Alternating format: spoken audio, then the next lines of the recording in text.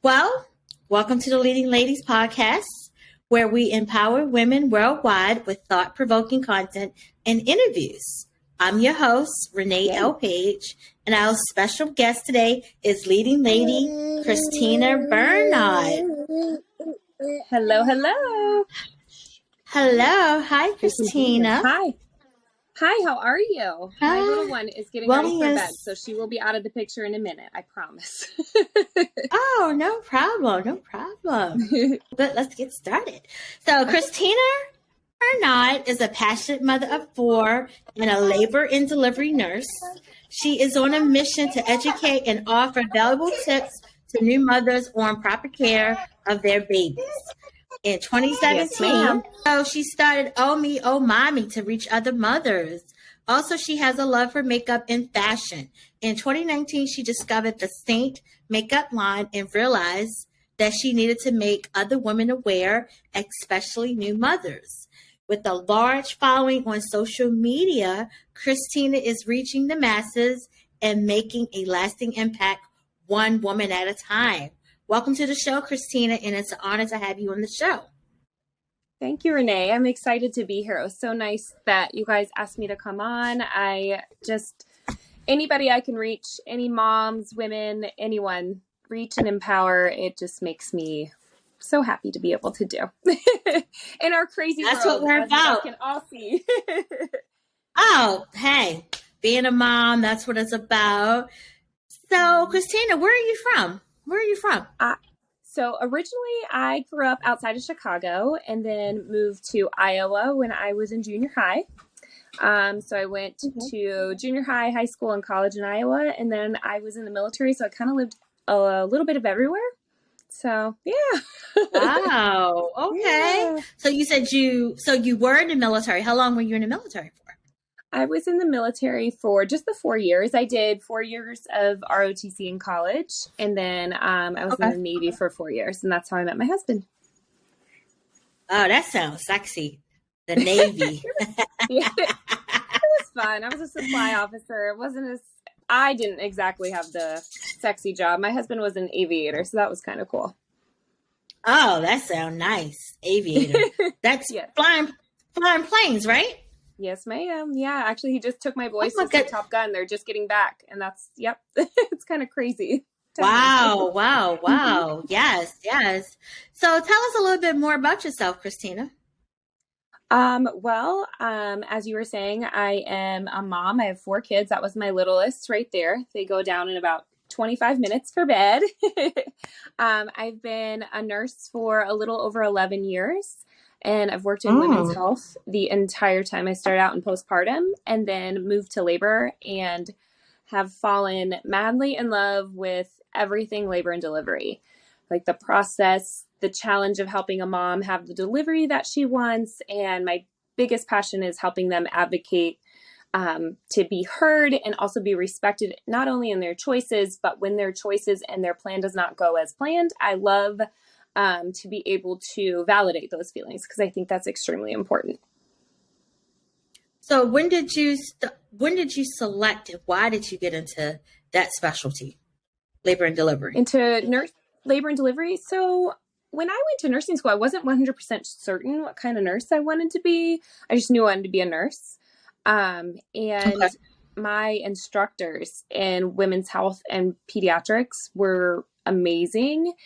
And I just I felt this like weird pull and calling, and I started in postpartum and I worked there for about 1.5 years, which is taking care of just like mom and baby couplets, and then moved to start taking care of laboring mamas and kind of clawed my way into it and was so happy to do it. And now I hope to one day go back to school and do midwifery because it's just like the best, coolest job in the world. Yeah. Really? Yeah. Okay.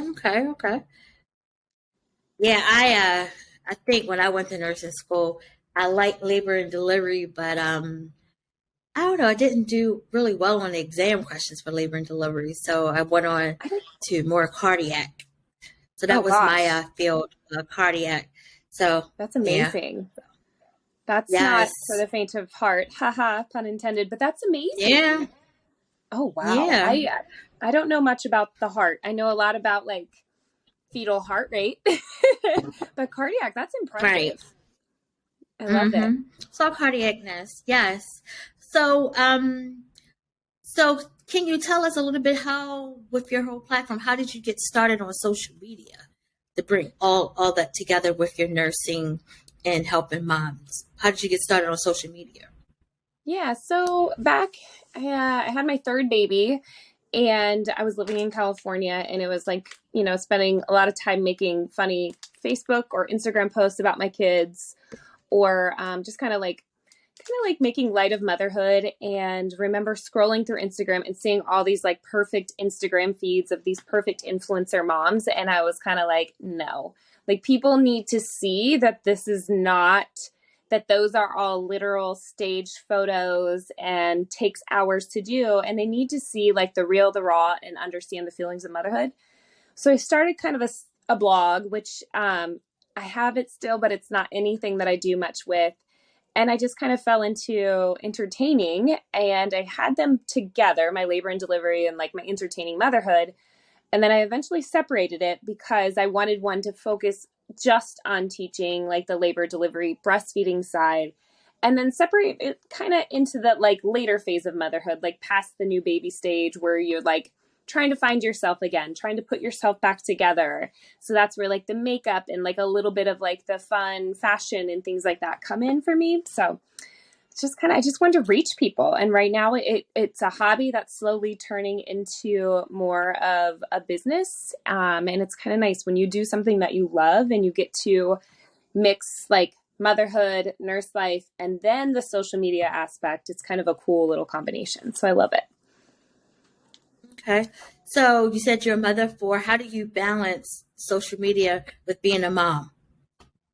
Well, as you see, honestly, like, like that, I show the real stuff, like my kid, if my kids come in and they have to do stuff and I'm in the middle of doing a video, that's just like, I think that's what makes it more real. I do not have, in-home childcare. My husband's here and he helps, when he's not working, obviously. And I have a really, really helpful partner. And then the other thing is like, you see people like joke, but everything is content. So anything you're doing in the day. And so like with makeup, I have a team of girls that work with me, and I tell them like, don't make it a thing, just make it part of your day. Like if I'm doing my makeup on a break at work, I'll do a video, I'll do my makeup, I'll teach something labor and delivery related, or I'll do a funny video. And it just takes about 5 to 10 minutes to do that. And then I try to incorporate some sort of content that would relate to people in there. Okay. So just kind of so what does your work week, what does your work week look like? Tell us about that. So your work week. So how you do everything. Yeah. So right now, as far as like nursing, I work on the weekends, and then during the week, I try to block schedule. So like I'm home with my kids, and then what I'll do is I'll be like, okay, well, mommy has to work from this time to this time. And I just say, you know what, you guys have to just kind of self-entertain.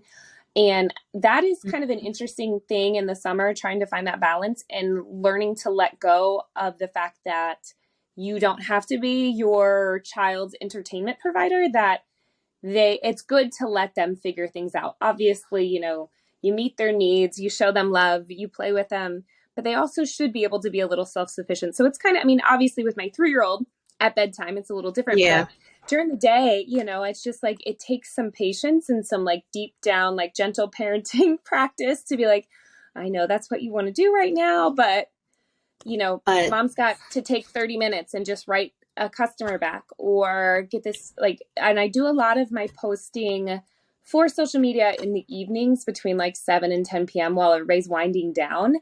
And then things like with the makeup, with color matches and follow-ups and things like that, I just kind of honestly, like, they don't take long for me to do at this point. So I just kind of fit them in. I have different apps on my phone that I can quickly contact people. And I just try to make it a goal to contact, 5 or 10 people to follow up, just trying to, honestly, it's just about having conversations. So I just kind of fit it into weird spots and I try to block schedule it. And then as the fall opens up and my kids are all in school, it'll be a little bit more like full at least 3 full work days from home plus the weekend days. But right now it's just kind of, plus the week.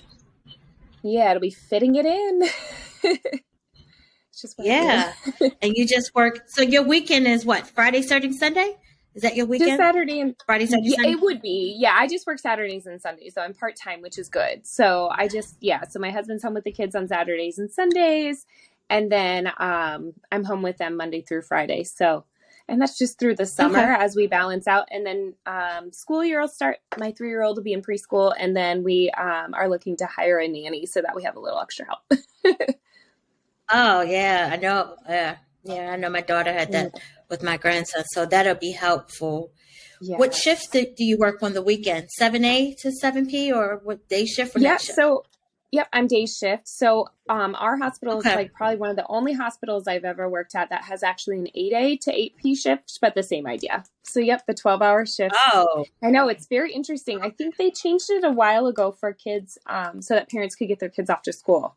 So it's kind of cool. Yeah, because I remember some parents years ago when I worked that shift, they were late for work because happened to be to work at 7 o'clock.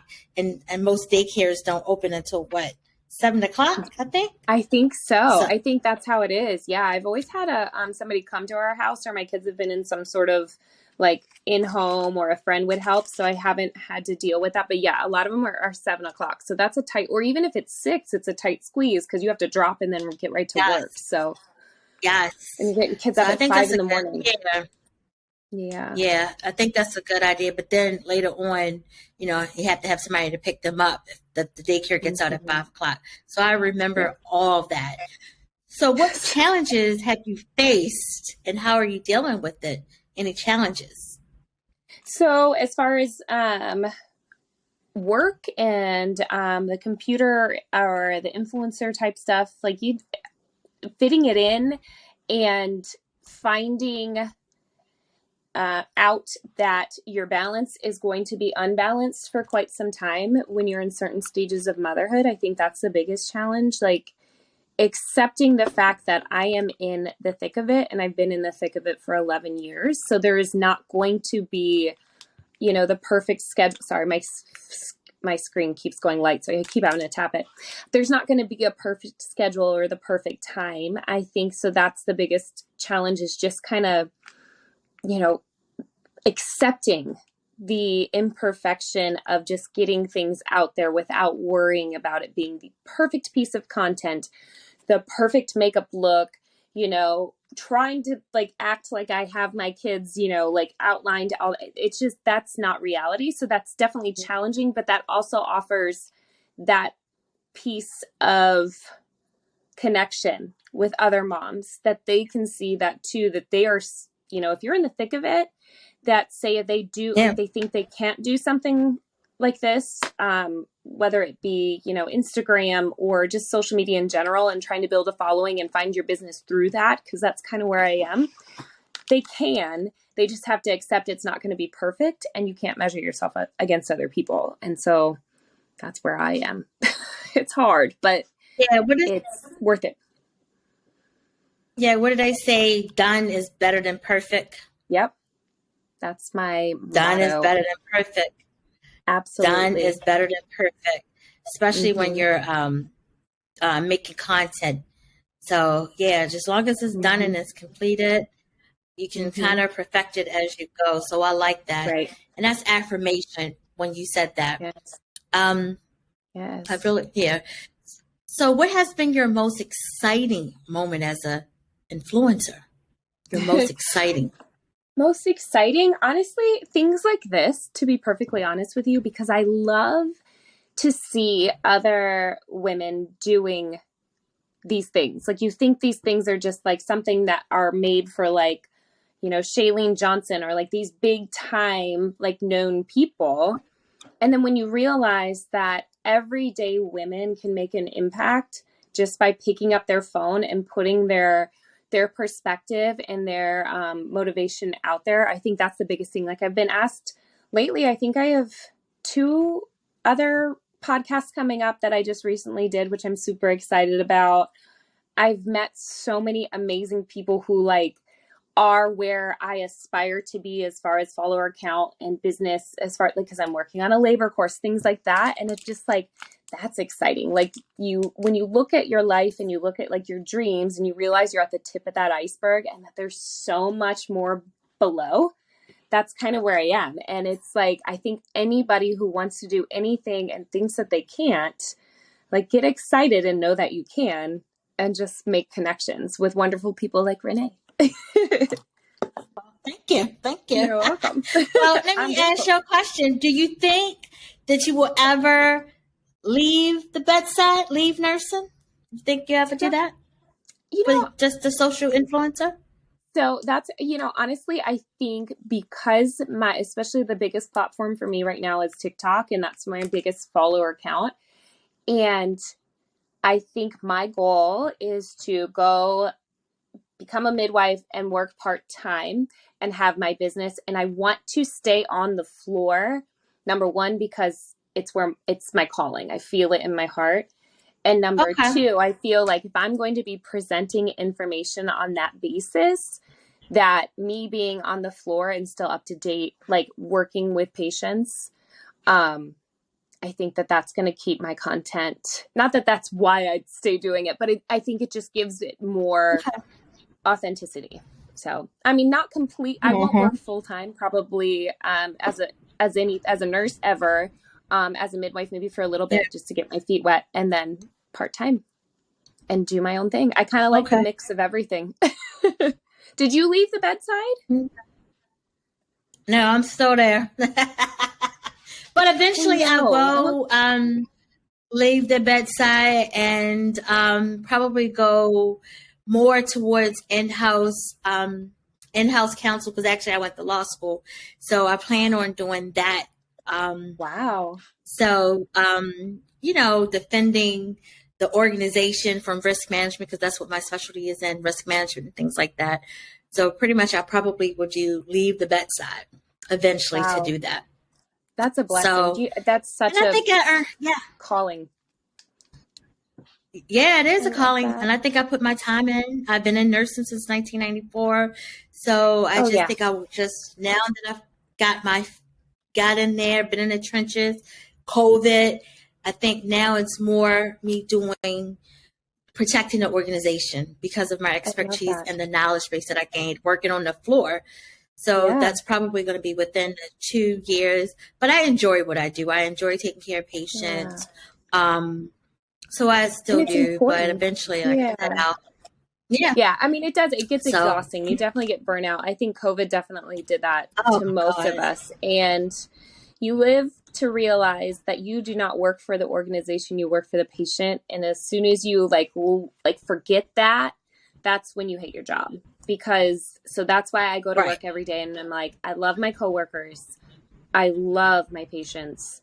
And so that keeps me coming back regardless of any other sort of, organizations. It's a business. So they're under certain stipulations, and bless you for what you're going to be doing, because they need people who've been there, not these lawyers who just happen to go to nursing school just to get the nursing background, but who actually have worked in a hospital, who see how systems work and who see how situations like Redonda Voigt, for instance, situations and how that happened and how she was, regardless of people's opinion, it still was a flawed system. What happened? So I'm so happy about the Vanderbilt. You mean the Vanderbilt situation? I felt really bad about that. But the only thing is that I know some nurses kind of was like, oh my goodness, what happened is, not to go off topic, but this is interesting because now they felt like if they come forward about a mistake, that they could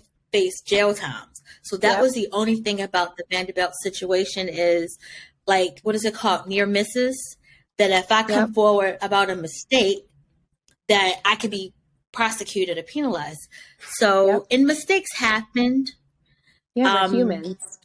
So, we are human. And you know what? Going forward, rushing.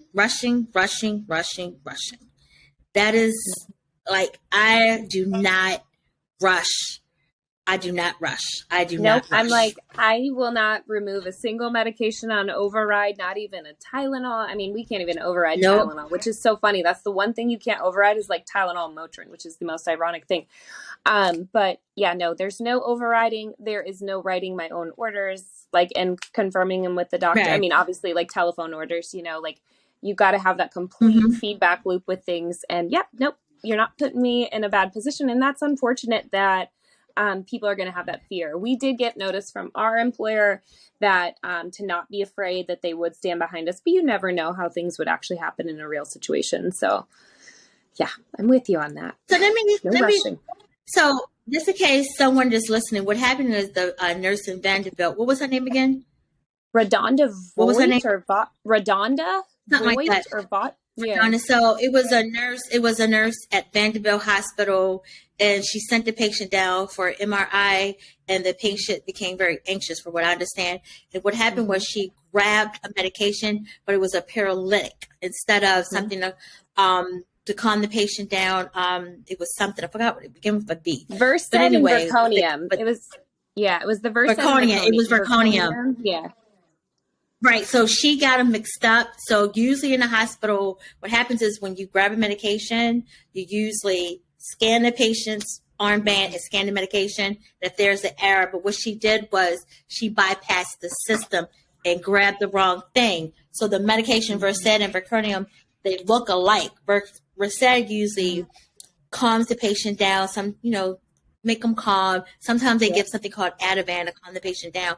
But the Verconium, it was a paralytic that paralyzed the patient, and she went under the MRI and she could not breathe, and the patient died. And the nurse was found guilty, and I think supposed to charge spend up to 10 years in jail. But I think her lawyers are appealing that. So that's what happened, just in case somebody wanted to know. And you can look it up. It was a background was the nurse that worked at Vanderbilt Hospital. So and you can find a lot of different info. Yep.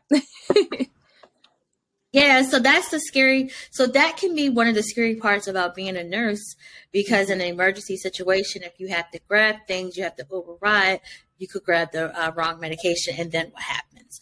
So that's why the scanning, like how you go to the market, when you go to the market and you scan your groceries, and the cashier scan and this comes up $10.99, and you're like, wait a minute, no, it said on the label $2.99. The same thing with nursing. You scan, and the patient's supposed to get certain things. So that's just some fun facts so that people can know kind of what happens in nursing.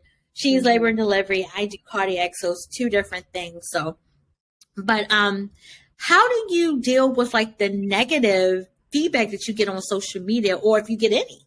How do you deal with that? Oh, that's funny you say that. So I do get negative feedback. And I remember when I had before Reels, I don't get anything too terrible. It's usually just, there's people who literally go on and they have fake accounts and they go on just to troll. And so I'm like, hey, thanks for the engagement.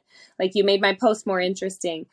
The things I've gotten negative feedback on, my first post that went quote unquote viral on my account a while ago was just something about like, if my baby's eating French fries, don't look sort of thing. And I had this like funny poster and it went just like all these people, how do you know she was it was just like silly. And then I had a girlfriend reach out to me and she's like, hey, Chris, she's like, when you get haters, you've made it. And I was like, oh yeah, you're right. Like, it was just to me like, okay, cool.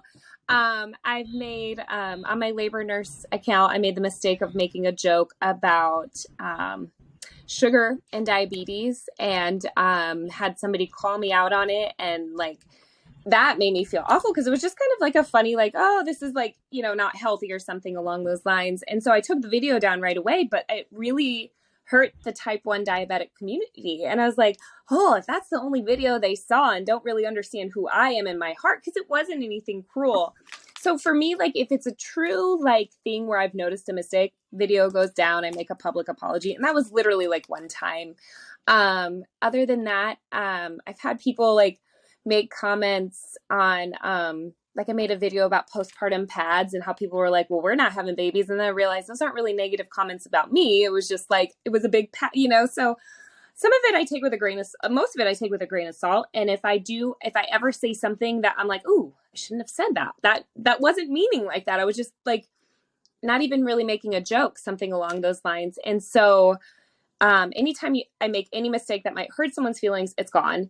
Anytime I, fully stand behind it, I just take whatever negativity as engagement on my post. And I'm like, thank you. That makes me like, that helps the post. You can talk all you want and people start conversations. So I kind of just roll with it. Sometimes I do get, you can get sensitive. Like I put something up where, I was like, oh, like guess your age or something. And I said I was 39 and people were like, I would have said mid 40s, things that are just like unnecessarily mean.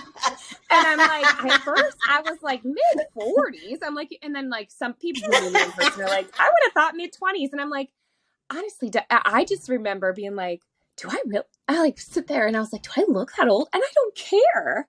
Like I'm 39 years old. If I look 39 or mid 40s, what does it matter? So you just kind of like, what's the point of my platform?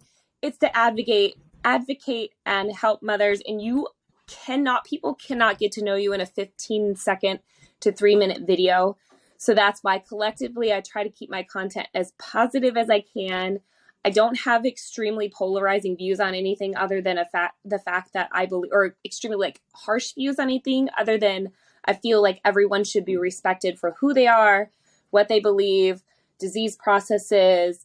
If they felt their birth plan was their birth plan and they were traumatized from it, anytime I say something that just like wasn't nice, but it wasn't intentional, it's gone. I mean, like, I don't have anything to like stand behind and like fight over things like that. I'm not there to offend. I'm there to help and promote and uplift. So. Now, have you ever got any pushback from like the facility that you work at? Any pushback from coworkers or anything like that? So that's interesting you asked that. I'll be honest with you. Like, so when COVID first hit, it was like all the nurses everywhere. That's when I started. Like TikTok is the biggest platform. And our management at first was very like, loved it because we were all having fun making videos. And then it got to the point where it was like, okay, like, because it could be perceived by the outside that a 15-second video, which literally takes 15 seconds to dance, and you don't edit it there, and the editing maybe takes a minute, and you don't do it when you're taking care of a patient. You do it when you're on a break, but you just don't know what's perceived outside of the hospital. So we had to move it into the break room. I am very strict. Like if anybody films a video with me, I make sure that they know that they're going to be on a video. And number 2, we don't show our badge. Nobody knows where I work because I don't speak on behalf of my hospital. I love where I work. I respect all of my coworkers and I adore it, but my social media should not be something that could ever shed any light to mean that that's their belief or their things. Like that I am somebody who has my own opinion and I'm my own entity. So I don't show where I work. I'm pretty cautious about that. I try to cover it up. I'm sure people can deduce where I work, and I've had patients who have found me through that because it's getting bigger, especially with TikTok. But some, negative here or there, people make jokes, but then at the end of the day, it's all pretty much, I've gotten good feedback. So I'm happy about it. Yeah. Okay. Yeah. That's good. Because I know sometimes when you work in an organization and if you say something, then your manager is saying, well, hey, Christina, go light on the comments and things like that. Because I know some back in the day, I remember it's funny that a nurse called out from work. And then she posted some videos. And then I remember working at night and everybody was like, oh, I thought such and such called out sick. And then next day when the manager came, they showed her, then they used this was Facebook back then. They used the Facebook to terminate her. So, wow. Hospitals look at that. Yeah, I remember that because I was like, why do you care? Why do you care? But they took it serious because they was like, oh, but she called out. Yeah. So, or it's like when people are like, I'm so tired and they're heading into work and you're like, do not put that because if you make a mistake today and you told everybody how exhausted you were, you just said you weren't competent to work. I'm like, don't do that. Every time I used to see that, I used to watch my friends put those posts up, and I'm like, what are you doing? Is that necessary? That's a good point. I didn't think about that. Mm-hmm. That's a good point. Mm-hmm. So what strategic advice do you have for up and coming Instagram or TikTok influencer? What advice do you have for them? What advice? Just do it. Know that just like with anything else in life, that it's not going to be perfect. You're going to make mistakes. You might say the wrong thing. And know that, oh, this was so cool. I heard this on a podcast. The best person you are to talk to is the past version of yourself. And I like literally like that lit like such a like fire under me. I'm like, oh my gosh, like that is what I'm doing. I am that scared new mom. I'm that mom who wanted people to respect that I was only 2 centimeters and wanted to get an epidural.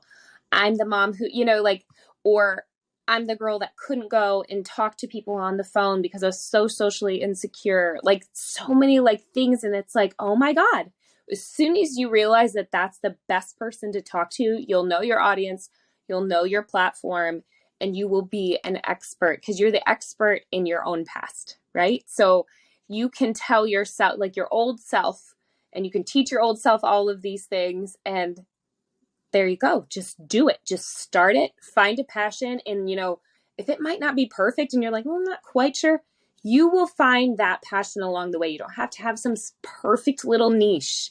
You know, like whatever your heart sings will show. And that's why my labor nurse stuff does as well as it does compared to some of the other stuff, because it's like my language. Like I could talk about it for hours, and the content in my brain with that will never end because it's just, I love it. So anything you're passionate about and talk to your, you know, your past self, get started and just do it.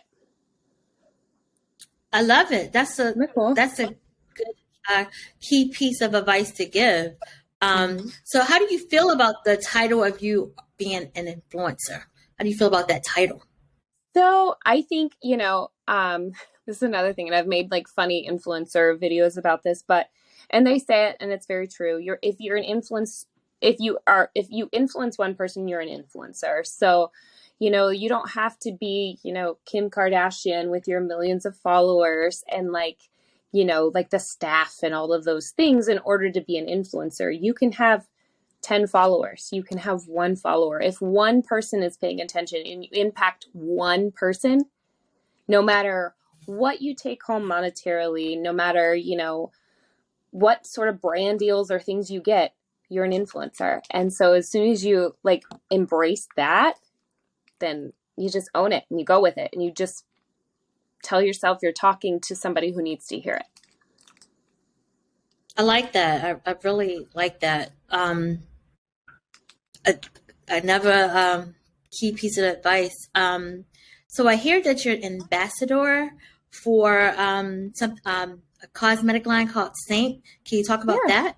Sure. So Seint is Seint. It's so it's direct sales. So just like your Mary Kay, your Tupperware, like all of that stuff, right? So that's another thing that I feel like I'm talking to my past self with, because I used to look at these companies like, ugh, who could do that, right? Like, and as soon as I started doing it and realizing how great of an opportunity it was, and not only that, but how neat of a product, like it's makeup that comes in compact. And I never did. Can I see it? It's so cool. Yeah, it's like little tins of makeup. Like here's like lipstick. Oh, wow. Yeah, cheek colors. Like it's literally all your makeup, eyeshadows, all the things. And I saw a friend doing it and saw her going on these trips and all this stuff. And I put it all together, and I was like, oh my gosh, she's doing that with the makeup. And so I just started sharing it and realized that that was the way that I could, with the time that I'm putting into Instagram, have a way I could control some of the income with it by putting effort into sharing and selling this makeup. So I kind of just like fell into it. And it's going really well so far, and it's only going up from here. So I'm super excited about it. Your makeup looks great. I like it. I really like it. Thank you. I just like right before I was like, oh my goodness. And that's why I like it too, because I can literally slap this on like in 2 seconds and like just make it all spiffy for you real quick. Thank you for looking nice for me. So how long have you been doing Seint? How long have you been doing it? Yes. So March of 2019. So a little, almost, what year is it? 3 years, a little over 3 years. I'm sorry. Yeah. Okay. Yeah. I'm sorry. I did say that. 2019. Yeah. No, it's okay. I was trying to think. I was like, how long has it been? I know every time everything's muddled together because I have a little one that's almost 4. We moved here when I was pregnant with her. So everything is like 3.5 or 4 years in my brain, but it is. So. Yeah. Sorry about that because I did say that 2019, but it's just interesting. And it's funny that you compared it to Mary Kay. Mm-hmm. So I know I've been using Mary Kay since 93. Yeah. So I've been using it since 93. So that's what, that's 30, almost 30 something years. Oh my gosh. Yeah, it is good stuff. So it's good stuff. Yeah. There's a lot to be said about the good in these companies versus what people can paint as a negative picture. These companies are amazing. And if you're selling something that like is only benefiting people and you're not, a swindler, then there's nothing I feel amazing. I love it. Yeah. And everyone has their little nuances in their beauty rituals that they do and things like that. Mm-hmm. So, and it's fun to get tips from other women and things like that. So that's what empowering is. Yes. So we're going to do some leading lady wrap up questions because you probably have to get some baths done and things like that. So describe yourself in one word. Oh. Uh-oh. One word.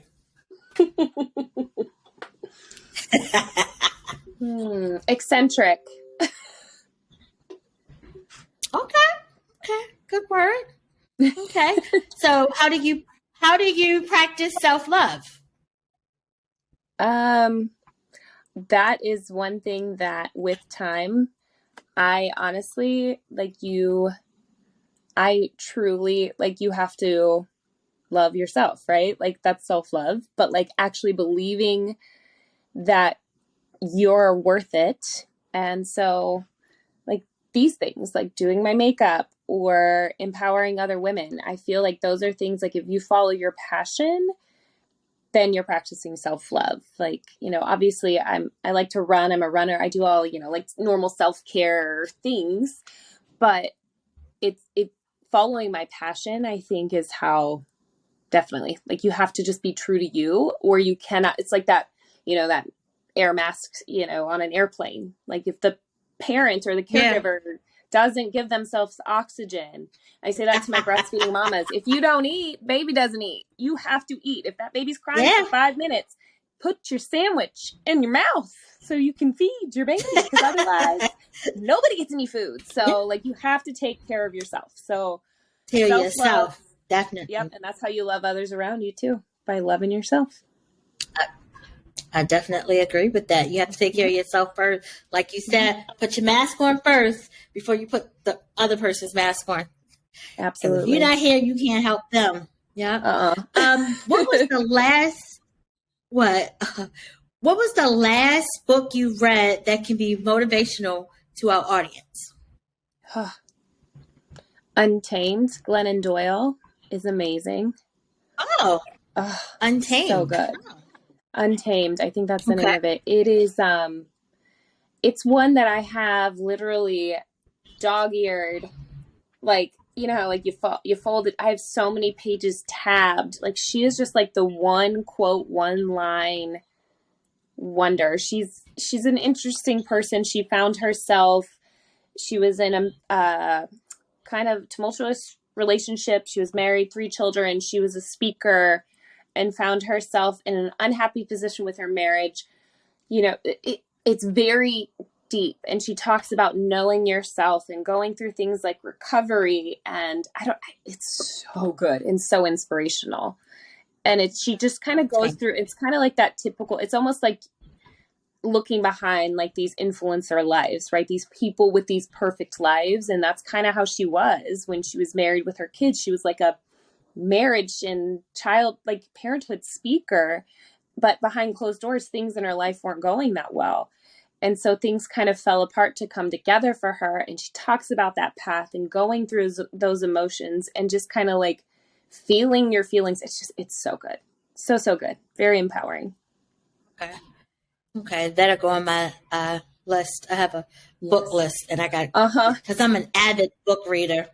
I'm a book reader. I have so many books to read. Yeah, book, podcasts. Yes. You're going to have to give me some recommendations, because anything that inspires me. Oh, yes. I have plenty of books. So I'll share those with you. So what advice would you give to the future leading lady? What advice? Future leading lady. Believe in yourself, practice self-love, and everything falls into place. Once you find that love for yourself, everything else kind of falls into place. And give yourself grace and understand that it's okay to have bad days. It's okay not to do things perfectly, and that, you don't have to wait for everything to be just right to go for your big dreams. Like, don't wait for that, because you'll be waiting forever, and you'll be that little lady in your wheelchair wishing you would have done the things that you said you were going to do 40 years ago. So just go do it. Yeah. Yes, definitely. So last question. What is your favorite podcast? Favorite podcast? Ooh, I have a lot. I like Ed Milet. I love Ed Milet. I like Jenna Kutcher. I listen to the Influencer podcast. Honestly, like those. Jenna Kutcher's great, but sometimes I get a little trapped in the Jenna Kutcher podcast, only because I'm 40 and she's like 7 years younger than I am. And sometimes you can get that like feeling of comparison, and you're like, she's doing 10 times better than me. But I let that be an inspiration. I let that jealousy drive me, not jealousy, but I let that inspire me, instead of make me feel jealous or envious. I look at that as inspiration instead of, negatively. Because she's amazing. And her podcast is good. I like Shailene Johnson a lot. Okay. Yeah. Okay. So, Christina, thank you for joining us this evening on Leading Ladies Live. We hope this conversation was enlightening to our audience as it was to us. So feel free to come back and join us again in the future. And so tell us where listeners can find you online. Okay, so I am on Instagram, just my first and last name with the underscore. So Christina Bernard _. It used to be OhMeOhMommy. I recently went to my name so that I could focus a little bit more on more makeup content versus just mommy advice content, so that I could expand and just be me and have like the mom content kind of involve itself in there. And then Labor Nurse Christina on TikTok. And OhMeOhMommy on TikTok too. A bunch of things. Okay. And you know what? I forgot to ask you one of my favorite questions. If you could have coffee with a leading lady in the past, who would that be? Oh my gosh. I don't even know. Who would you have coffee with? Right. If I could have coffee with someone in the past, it would be Maya Angelou. Oh, yeah. Or Cicely Tyson. Oh, I like that. I mean, she's still with us, but Oprah, who wouldn't want to have a conversation with Oprah? Oh my God. I mean, look, yes, I would literally, I don't think one conversation would be enough. Like woman is like, I'd be like, grew up in the 90s. Like everybody, like she was just such a, she broke so many barriers, and it was so, my God, her voice. Like I want her to read my nighttime meditation and give me my morning motivation. Like that woman is I get goosebumps just thinking about how freaking inspirational she is. So I like the other ones though. Oh God. Yeah. I love it. Yep. So, well, thank you everyone for tuning in, and please be sure to follow us on Facebook and Instagram at Leading Ladies podcasts, as well as subscribe to our YouTube channel at Leading Ladies of the Past, Present, and Future for a recap of this live with Christina Bernard. So I want to thank everyone for joining us. Thank you, Renee, so much. Thank you for your patience with me and my time coordination.